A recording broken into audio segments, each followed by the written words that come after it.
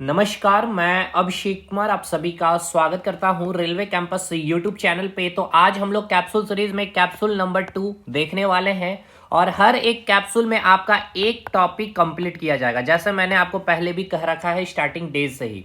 तो आज हम लोग सेकेंड कैप्सूल में सेकेंड टॉपिक कवर करने वाले हैं, जो है फॉरेन सोर्सेस ऑफ कॉन्स्टिट्यूशन, यानी कि अपने संविधान में हमने जो दूसरे देश के संविधान को पढ़ने के बाद अपने संविधान में जोड़ा है, हर एक कंट्री के नाम और उस कंट्री से हमने क्या क्या चीजें जोड़ी है वो उसको हमें पढ़ना है।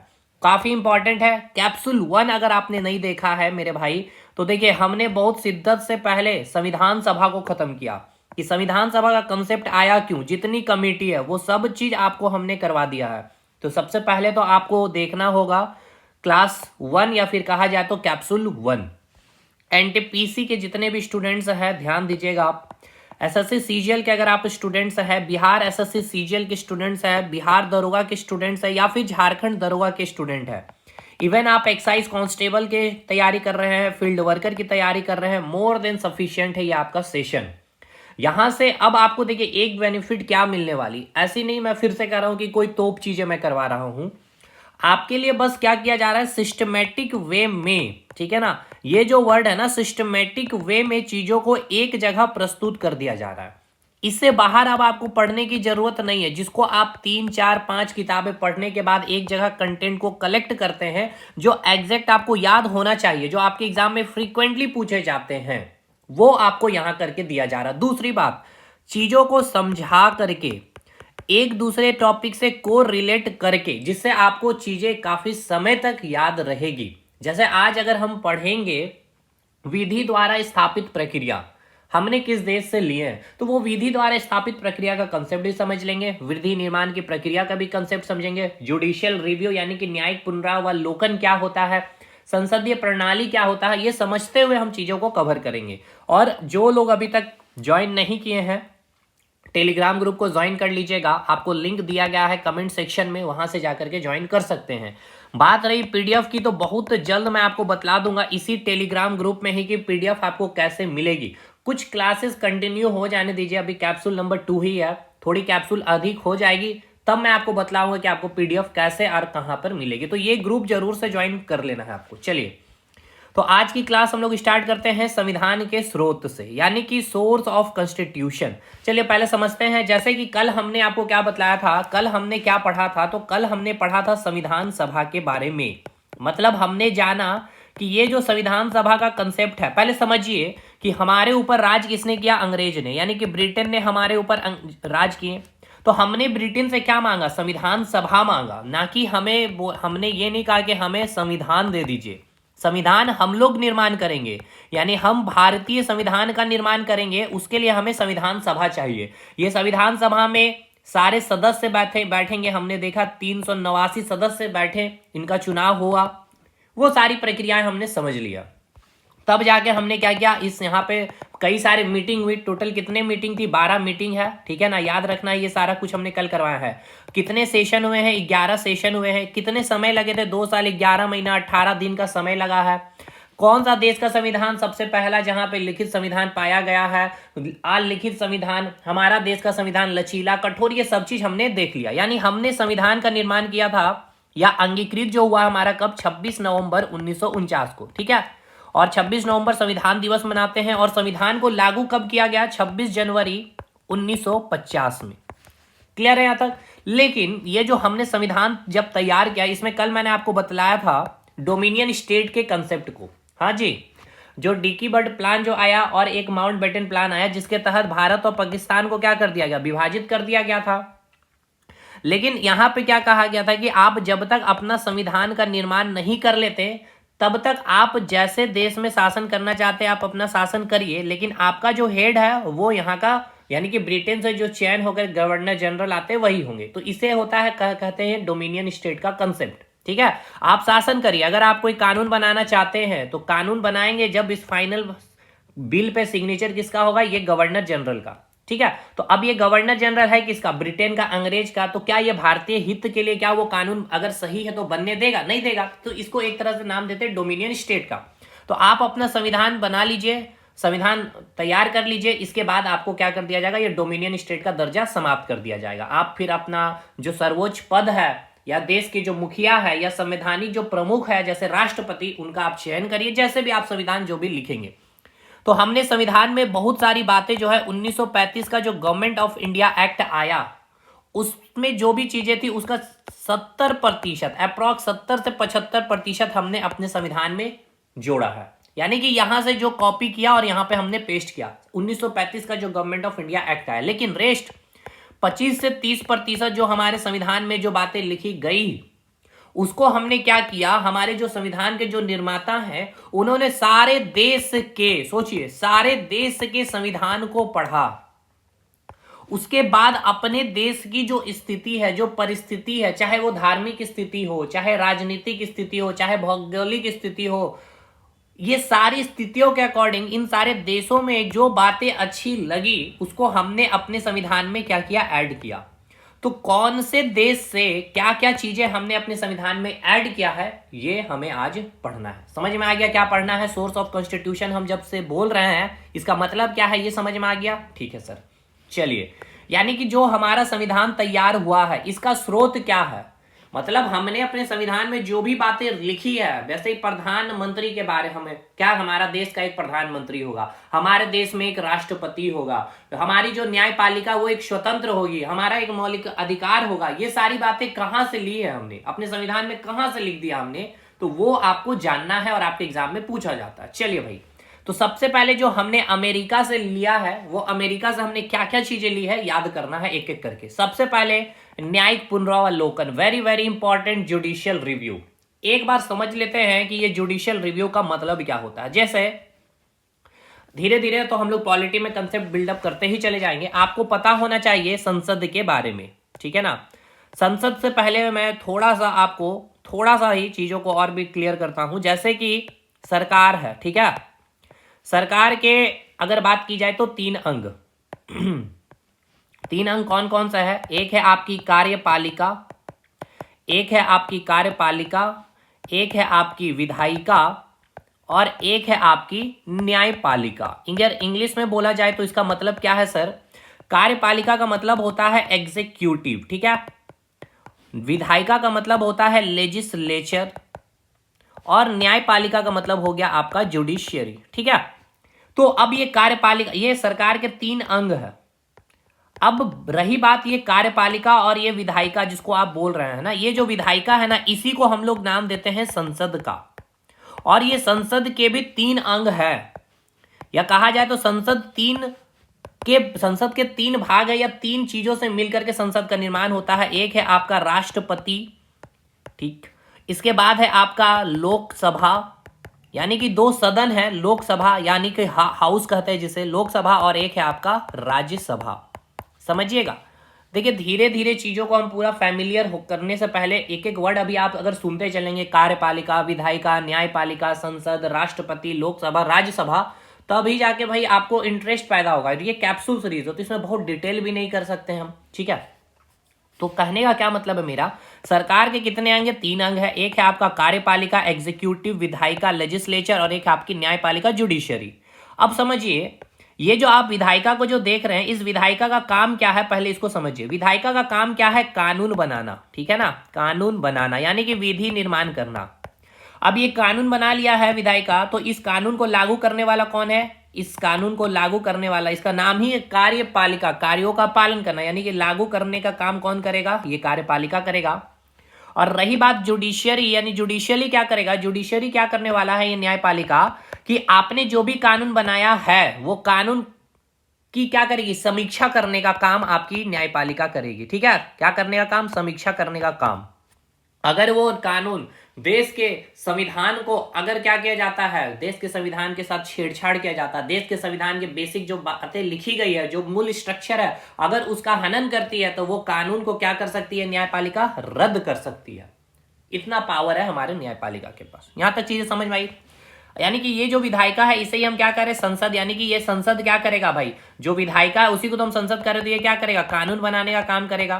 कानून बनाना कैसे होगा, तो देखिए, एक है आपका लोकसभा, इसे हम कहते हैं लोअर हाउस और इसे हम कहते हैं अपर हाउस।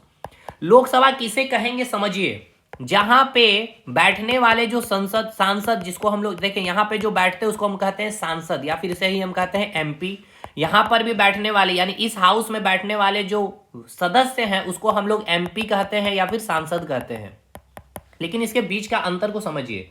ये जो सांसद आप देख रहे हैं जो लोकसभा में बैठने वाले हैं, और ये जो सांसद है जो राज्यसभा में बैठने वाले हैं, ये सांसद को जनता डायरेक्ट चुन करके भेजती है यहां पे। तो वो सदन या वो हाउस जहां पे जनता चुन करके जिसको भेजती है उसको हम लोकसभा कहते हैं, और ये सांसद को कहा जाए तो इनडायरेक्टली जनता चुनती है। ठीक है, तो लोकसभा किसको कहेंगे? लोकसभा का डेफिनेशन समझिए, जहां जनता के द्वारा चुन करके प्रतिनिधि वहां पे आके बैठते हैं, जनता डायरेक्ट चुन करके भेजती है, उसे हम कहते हैं लोकसभा या फिर लोअर हाउस। ठीक है, और राज्यसभा को हम अपर हाउस के नाम से जानते हैं। अब रही बात ये राष्ट्रपति, तो अगर कोई कानून बनाना है संसद को या सरकार को, तो सबसे पहले वो क्या करती है? एक प्रस्ताव लाती है। समझिएगा कैसे कानून बनेगा, प्रस्ताव लाएगी यानी कि उसको हम कहते हैं बिल। अब ये बिल को क्या किया जाएगा? दोनों सदन में प्रस्तुत किया जाएगा, लोकसभा में भी और राज्यसभा में। प्रस्तुत करने के बाद लोकसभा में जितने भी सांसद हैं, जस्ट एक एग्जांपल कि 100 सांसद है, अब डिपेंड करता है कि वो बिल कैसा है, कि ये सिंपल मेजोरिटी से पास होगा या फिर स्पेशल मेजोरिटी से पास होगा। मतलब ये सिंपल बहुमत से मतलब ये है कि आपको 50% प्लस 1 यानी कि जितने सदस्य हैं उसका 50 और 1 51 सांसद अगर सदस्य सिग्नेचर कर देते हैं तो वो बिल दूसरे सदन में चला जाएगा। लेकिन जब स्पेशल मेजोरिटी की बात की जाए तो वहां पे 2/3 सांसद का सिग्नेचर होना चाहिए। तो मान के चलते हैं हमने एक प्रस्ताव बिल लाया, जो एक बिल है जो स्पेशल मेजोरिटी से पास होगी, तो जिसमें टोटल 100 सदस्य यहां पर अभी बैठे हुए हैं, तो 100 का 2/3 करेंगे यानी कि 67 अप्रॉक्स 67 अगर एमपी सिग्नेचर कर दिए कि हाँ ये बिल ठीक है, सही है, चीजें देश के हित के लिए, देश के नागरिक के लिए, तो जाके ये बिल अब कहां आ जाएगी? आपकी राज्यसभा में आ जाएगी। अब ये राज्यसभा में आने के बाद यहां पे मान के चलते हैं कि यहां पे 200 सदस्य बैठे हुए हैं, तो यहां पे भी उसका 2/3 यानी कि कितना हो जाएगा? 122 123 सांसद अगर सिग्नेचर करते हैं तब जाके ये बिल आपके राष्ट्रपति के पास आएगा। और राष्ट्रपति नाम मात्र का एक प्रमुख होता है, ठीक है ना, नाम मात्र का प्रमुख, और एक है वास्तविक प्रमुख। देखिए 2 वर्ड है, समझिएगा, एक है नाम मात्र का, जैसे घर में है ना आपके दादाजी, वो नाम मात्र के गार्जियन है, मतलब है गार्जियन वही नाम मात्र के, लेकिन वास्तविक गार्जियन कौन है? आपके पिताजी। तो वास्तविक जो प्रमुख है वो है हमारे प्राइम मिनिस्टर, लेकिन इनके कंधे पे नाम मात्र पे कौन? राष्ट्रपति के कंधे पे रख करके गोली चलाई जाती है, यानी उनके नाम से ही सारा काम किया जाता है। क्लियर है? अब आ गई ये बिल कहां? राष्ट्रपति के पास। राष्ट्रपति उस बिल पे सिग्नेचर कर देगी और फिर जाके यही बिल, जिसको आप बिल का नाम दे देते हैं, अब ये बिल क्या हो गया? कानून बन गया। लेकिन अगर ये कानून कोई भी जनता को अगर ऐसा लगता है कि ये कानून जो है देश की जनता के मौलिक अधिकार का हनन कर रही है, या फिर जो संविधान का जो मूल स्ट्रक्चर है या संविधान में जो भी बातें लिखी गई है उसका अगर हनन करती है, तो आप उसके लिए क्या कर सकते हैं? न्यायपालिका जा सकते हैं, और न्यायपालिका में उसके खिलाफ, उस कानून के खिलाफ आप क्या कर सकते हैं? कोई भी मुद्दा दर्ज कर सकते हैं, और न्यायपालिका को फुल पावर है उस कानून को क्या करेगी भाई? रिव्यू करेगी, देखेगी, जानेगी कि क्या ये जो भी कानून बना है क्या संविधान में लिखी गई कोई भी बातों का हनन हो रहा, अगर हो रहा तो उसको क्या किया जाएगा? उस कानून को शून्य कर देगी, यानी रद्द कर दिया जाएगा। ये है जुडिशियल रिव्यू। ठीक है, तो ये जो प्रक्रिया है जुडिशियल रिव्यू का, न्यायिक पुनरावलोकन का, ये हमने कहां से लिया है? तो ये हमने अमेरिका से लिया है। समझ में आ गया न्यायिक पुनरावलोकन क्या होता है? चलिए अगला है स्वतंत्र न्यायपालिका, यानी कि इंडिपेंडेंट जुडिशरी। यानी देखिए न्यायपालिका, अच्छा एक चीज और समझ लीजिए, न्यायपालिका मतलब समझ रहे हैं ना, न्यायपालिका में क्या आएगा आपका? जैसे न्यायपालिका में आपका आ जाएगा supreme court, high court, district court, ये सारे के क्या है? न्यायपालिका के अधीन है, जितने भी कोर्ट हो गए। तो हमारी जो न्यायपालिका होगी वो कैसी होगी? स्वतंत्र होगी। ये हमने कहां से लिए भाई? ये हमने अमेरिका से लिए हैं, यानी कि इंडिपेंडेंट जुडिशरी है। जैसे अभी आपने देखा कि ये भाई कोई सरकार के अधीन होकर के काम नहीं करेगी। ये सिस्टम हमने कहां देखा? अमेरिका में देखा। अमेरिका के जब संविधान को पढ़ा तब जाना, तो हमें लगा कि ये देश के हित के लिए भी सही है, इसीलिए। ठीक है, उसके बाद अगला जो हमने लिया है वो है मौलिक अधिकार, यानी कि फंडामेंटल राइट्स। यानी मौलिक अधिकार यानी कि जो देश के नागरिक हैं, देश के नागरिक के पास क्या मौलिक अधिकार होना चाहिए, कैसे समझिए। देखिए दो चीजें हैं, ये है आपकी जनता, ठीक है, ये हो गई आपकी जनता और ये हो गई आपकी सरकार, ये हो गई आपकी सरकार।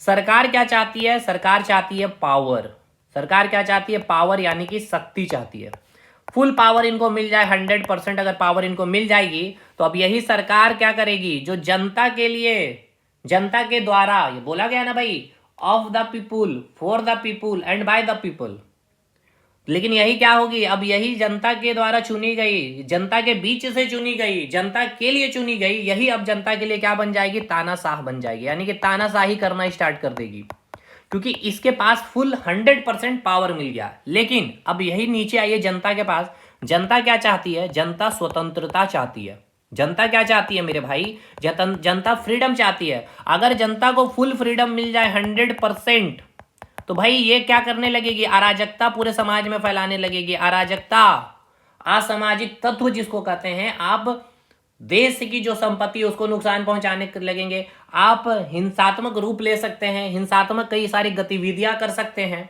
तो भाई खतरा तो दोनों में है, पावर अगर आपको सरकार को दे दिया जाए तो भी खतरा है, तानाशाही ये करने लगेंगे, लोगों को, देश की जनता के ऊपर क्या करने लगेंगे, एक्सप्लॉइटेशन करने लगेंगे, शोषण करने लगेंगे। और अगर जनता को भी 100% स्वतंत्रता दे दी जाए भाई, तो भाई ये भी गलती है, क्योंकि यहां फिर समाज में अराजकता फैल जाएगी। भाई शासन प्रशासन एडमिनिस्ट्रेटिव कुछ भी पुलिस वाले आएंगे, आप बोलेंगे भाई हमारा संविधान हमें स्वतंत्रता दिया है हिंसात्मक रूप लेने का, तो अब इसको क्या किया जाएगा, इसको कंट्रोल किया जाएगा, ठीक है, साथ के साथ आपको भी कंट्रोल किया जाएगा, सरकार को भी कंट्रोल करेगी और किसको, जनता को भी कंट्रोल करेगी, कौन, वो है आपका संविधान। संविधान सरकार को कहेगा भैया आप कुछ हद तक आपके पास पावर है, और जनता को कहेगी कि आपको कुछ मौलिक अधिकार है, आप ये मौलिक अधिकार आपको मैं संविधान दे रहा हूं, ठीक है, संविधान आपको दे रही है, आप खुल करके अपना विचार रख सकते हैं, आप कहीं भी जाकर के घूम सकते हैं, आपको फ्री एजुकेशन, अगर 6 से 14 वर्ष की उम्र में है तो आप फ्री एजुकेशन पाने के अधिकार है ये आपको, ठीक है। उसी प्रकार सरकार को भी कुछ पावर है कि अगर कोई भी पब्लिक प्लेटफॉर्म पे आकर के कोई भी हिंसात्मक कार्य कर रहे तो आप उसको, उस नियम के, उस कानून के खिलाफ आप उसके खिलाफ कार्रवाई कर सकते हैं, ये पावर है। मतलब दोनों को कंट्रोल करने का काम हमारा संविधान कर रहा।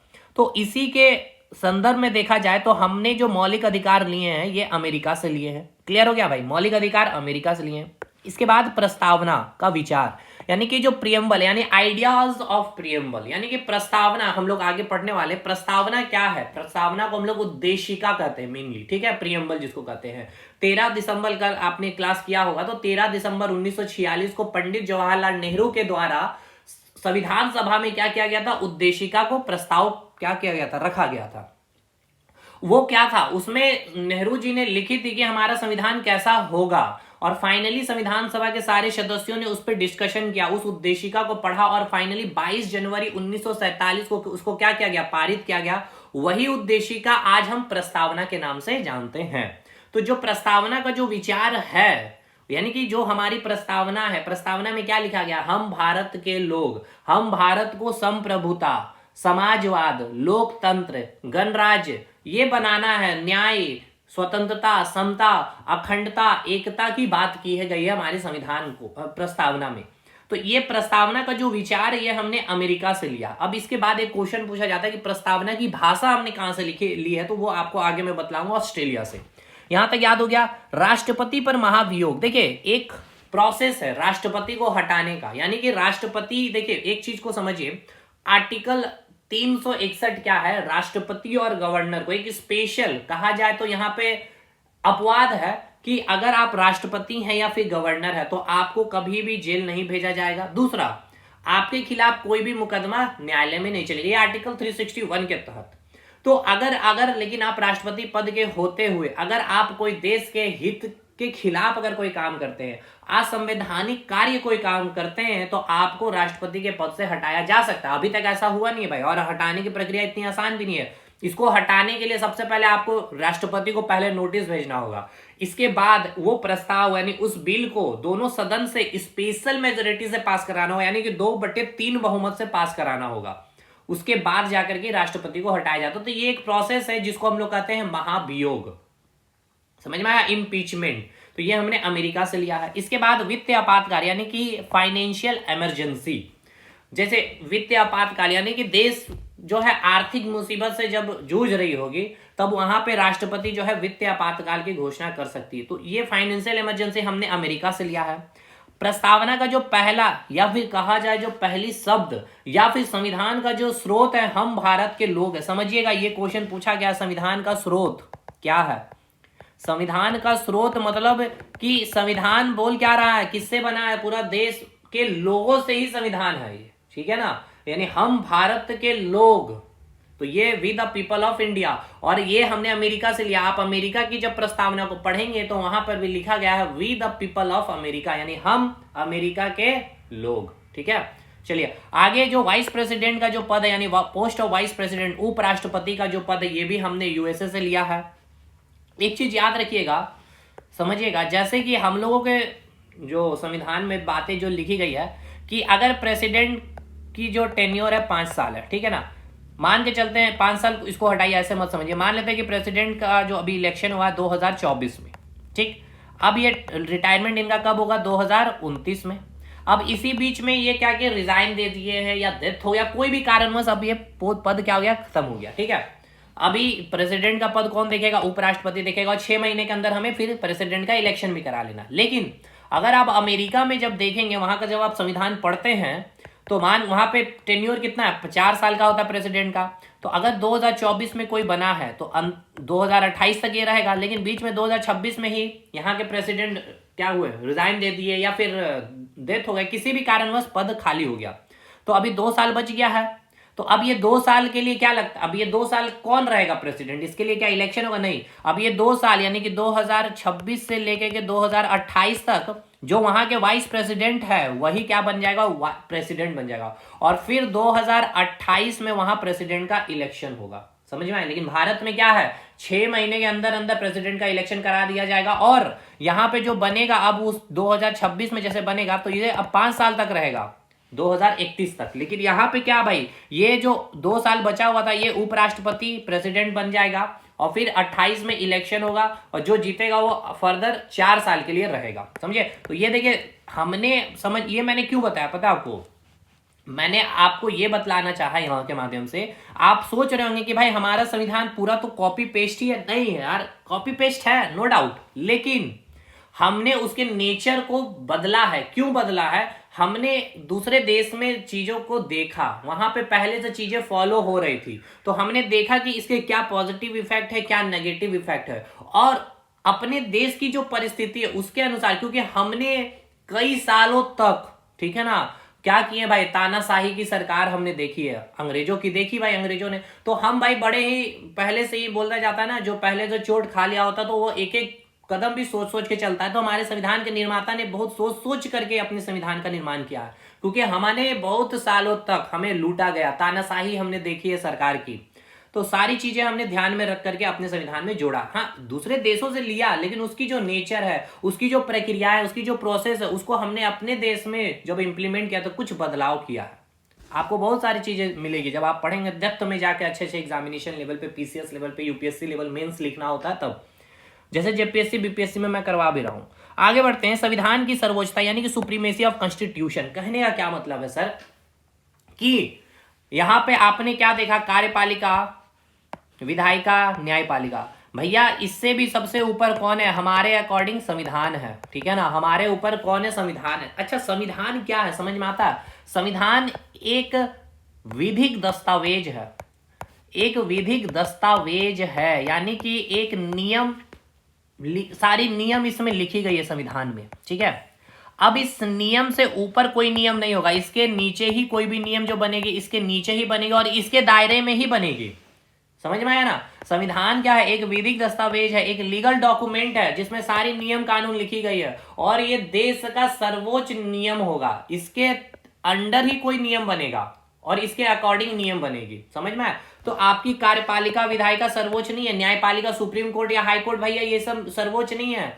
हाँ सर्वोच्च ये इस मायने में है कि ये जो भी डिसीजन लेंगे संविधान के अकॉर्डिंग लेंगे। तो यानी सर्वोच्च कौन हो गया? संविधान हो गया, है ना। चलिए, तो हमने ये सिस्टम अमेरिका से लिया है। संविधान की सर्वोच्चता भी समझ में आ गया। निर्वाचित राष्ट्रपति यानी हमारे जो मुखिया हैं, देश के जो संवैधानिक जो प्रमुख होंगे, जो राष्ट्रपति है, उनका इलेक्शन होगा। अब देखिए, हमने ब्रिटेन का भी ये पढ़ लिया, क्या बोलते हैं संविधान को, जो संविधान निर्माता थे, और फिर वहां पे देखा कि जो संवैधानिक जो प्रमुख है, देश के जो मुखिया हैं, वहां पे महाराजा है, महारानी है, लेकिन वहां वंशानुगत है भाई, यानी कि वो मरेंगे तो उनके पत्नी बनेंगे, उनके बेटे बनेंगे या उनके ब्रदर बनेंगे, वहां के महाराजा महारानी। लेकिन जब अमेरिका में हमने देखा तो यहाँ पे देखा कि यहाँ की जो राष्ट्रपति है वंशानुगत नहीं है, यहाँ इलेक्शन किया जा रहा है। तब हमने देखा कि भाई वंशानुगत है, और ये वंशानुगत भाई बहुत तानाशाही एक रूप ले सकती है, किसी को मार्केट में आने नहीं देगी दूसरी चीजों को। हाँ, और ये हमने भाई अंग्रेजों का ये चीज रूप देखा है, तो इसलिए हमने उसको नहीं लिया। हमने पढ़ा संविधान उसके भी, ब्रिटेन के भी, और ब्रिटेन के संविधान को हमने पढ़ा, और हमने ब्रिटेन के शासन प्रणाली को कई साल तक देखा। ब्रिटेन ने हमारे ऊपर शासन किया, लेकिन हमने देखा कि नहीं, जो राष्ट्रपति होंगे, जो संवैधानिक प्रमुख जो होंगे, उनका क्या होगा? निर्वाचन होगा। हाँ, वो इनडायरेक्ट या डायरेक्ट वो अलग बात है। चलिए, ये हमने अमेरिका से लिया। अब हम लोग रिवीजन करते हैं क्या क्या चीजें हमने ली है। सबसे पहले याद रखना है आपको जुडिशियल रिव्यू। अब यहाँ इतना एक्सप्लेनेशन करने का पीछे रीजन है कि मजा आएगा पढ़ने में और आपको चीजें याद भी रहेगी। जुडिशियल रिव्यू रहेगा, जैसे पूछेगा न्यायिक पुनरावलोकन, यानी कि न्यायपालिका क्या कर सकती है? उसको रद्द कर सकती है अमेरिका से। न्यायपालिका स्वतंत्र है, ये भी अमेरिका से। मौलिक अधिकार अमेरिका से। प्रस्तावना का विचार अमेरिका से। राष्ट्रपति व महाभियोग अमेरिका से। वित्त आपातकाल अमेरिका से। हम भारत के लोग अमेरिका से। वाइस प्रेसिडेंट का पोस्ट अमेरिका से। संविधान सर्वोच्च है, वो भी अमेरिका ने बताया है, और राष्ट्रपति निर्वाचित होगा वो भी अमेरिका से। यानी 10 पॉइंट आपको याद रखना जो हमने संविधान में अपने अमेरिका से लिए हैं। चलिए, अब आगे बढ़ते हैं। ब्रिटेन से जो हमने लिए, यही वो ब्रिटेन है जो कई सालों तक हमारे ऊपर शासन किए, और इनके संविधान से हम लोग काफी ज्यादा फेमिलियर भी हो गए थे, क्योंकि इनकी शासन प्रणाली हमारे देश में चल रही थी। अब ब्रिटेन की संविधान की बात की जाए तो देखिए, ब्रिटेन की संविधान क्या है ना, यहाँ पे ब्रिटेन का जो संविधान को आप देखिए, क्वेश्चन पूछा जाता है कि वह कौन सा देश है जहां पे अलिखित संविधान है, ठीक है ना, रिटन नहीं है यहाँ का संविधान। यहाँ पे संविधान विकास हुआ है, जैसे कोई एक बच्चे का जन्म होता है, फिर वो धीरे धीरे विकास होता है ना, उसी प्रकार संविधान यहाँ पे जन्म लिया है और धीरे धीरे विकास होते चला गया है। तो इसको कोई एक डॉक्यूमेंट में बोला जाए तो नहीं आपको मिलेगा ब्रिटेन में, समझे। वहां पे संविधान पला है, बढ़ा है, बढ़ा है, बढ़ा है, धीरे धीरे चीजें।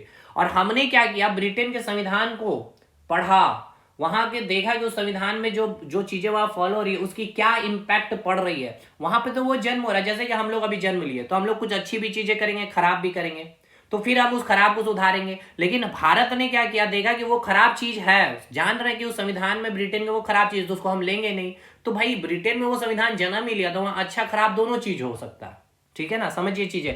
अलिखित संविधान का मतलब ये है कि वहां पे कोई संविधान को एक रिटन डॉक्यूमेंट में आपको चीजें वहां नहीं मिलेगी।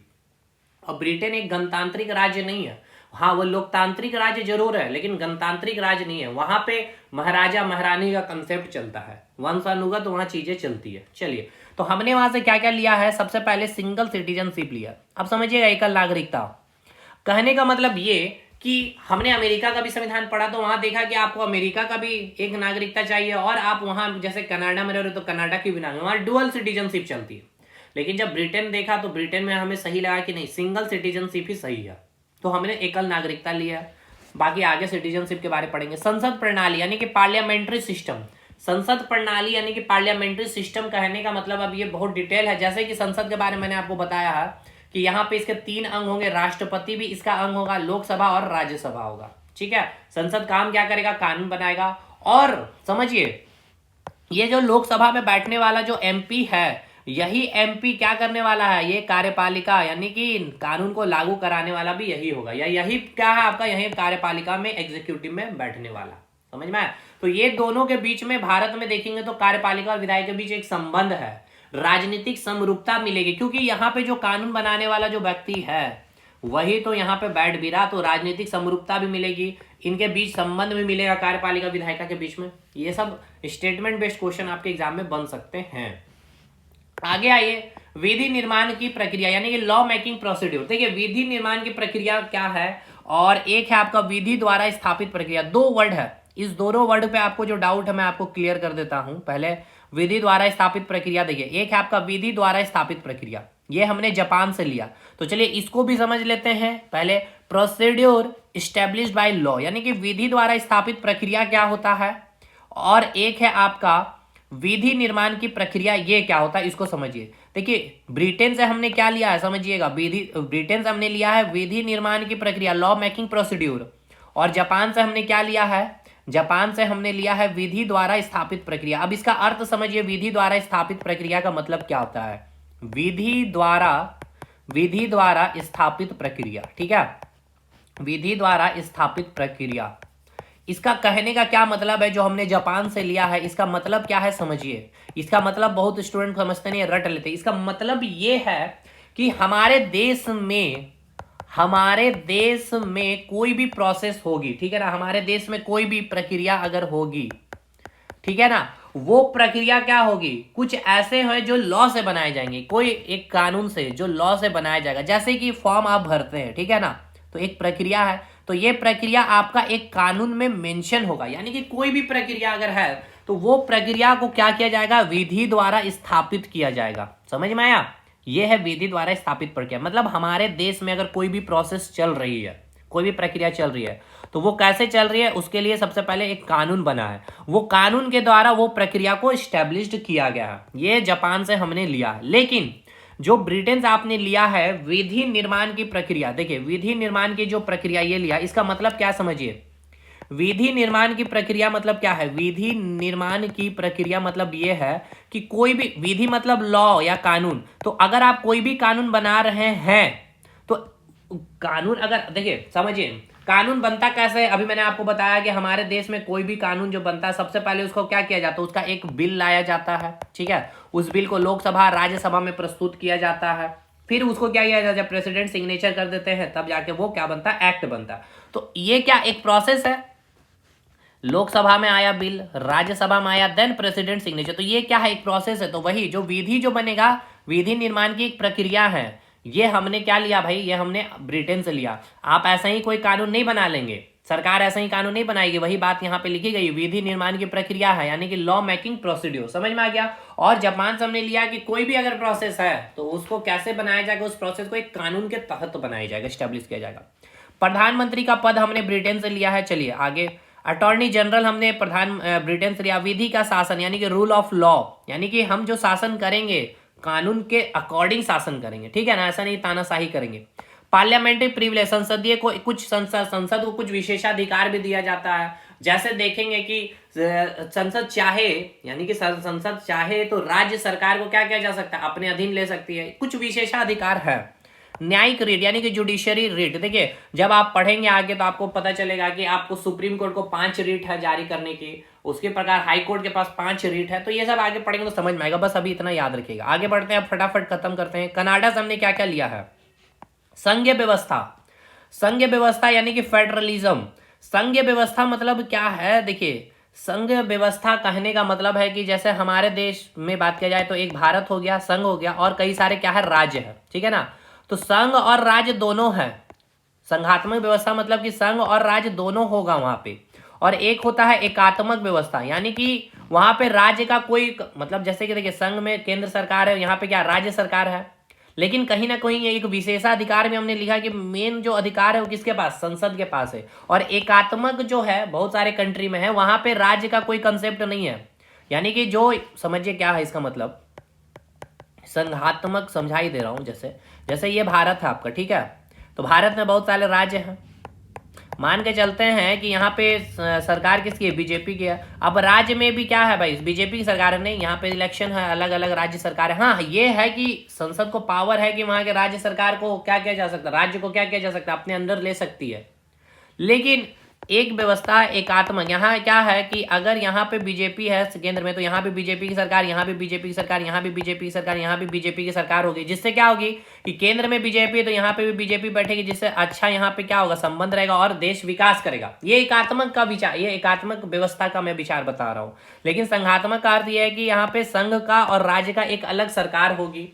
लेकिन एक प्रकार से भारत दिखाता है कि यहाँ पे, क्योंकि इस रूप को दिखाता है भारत की, यहाँ पे सर्वोपरि एकात्मकता ही है।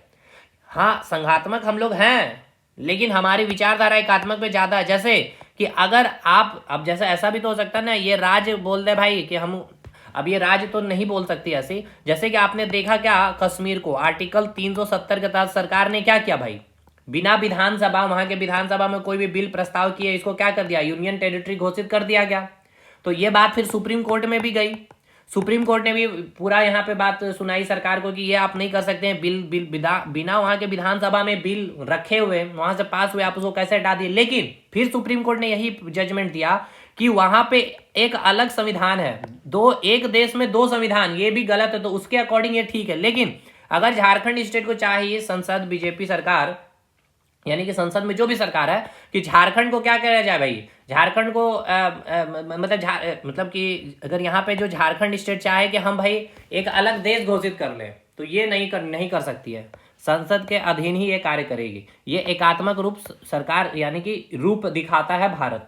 हाँ, ये है कि संसद चाहे तो इसके बाउंड्री को चेंज कर सकती है, इसका नाम चेंज कर सकती है, ये भाई कर सकती है। ठीक है, तो संघात्मक व्यवस्था बहुत डिटेल है, इसको हम ज्यादा करना नहीं चाह रहे, इसीलिए चलिए संघात्मक व्यवस्था, संघ व्यवस्था क्लियर हो गया।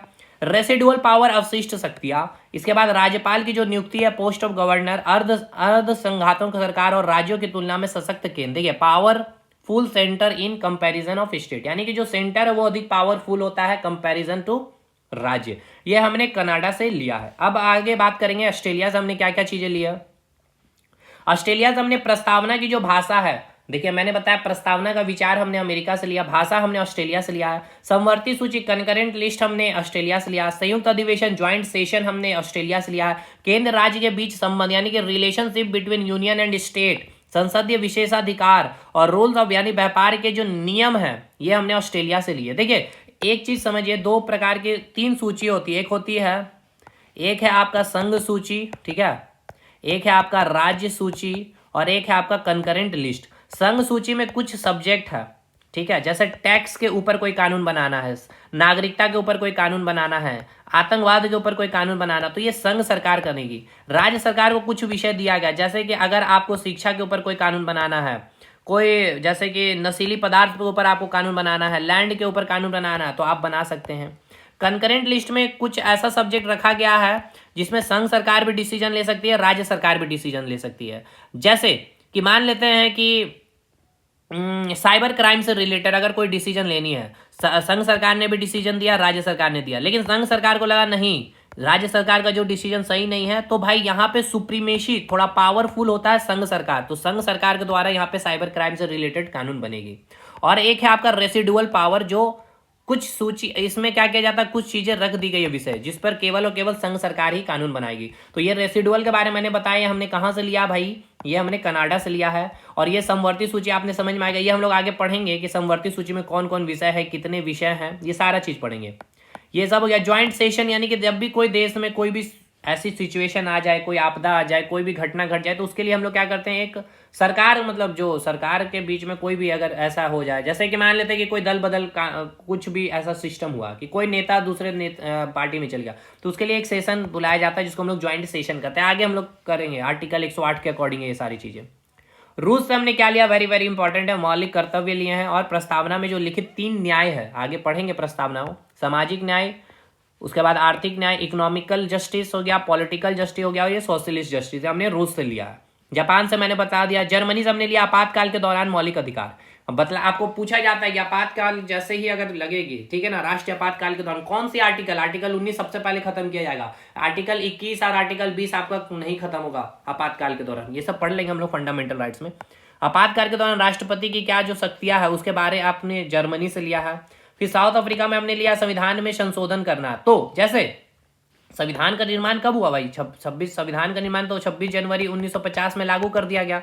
अब हमने संविधान जो बनाया ये 1950 के अकॉर्डिंग है, अभी 2024 चल रहा, तो बहुत सारी चीजें चेंज हो गई है, सिचुएशन चेंज हो, तो हम भाई उसमें थोड़ा सा कानून को बदलना होगा, तो बदलेंगे कैसे, संशोधन एक शब्द है संविधान में।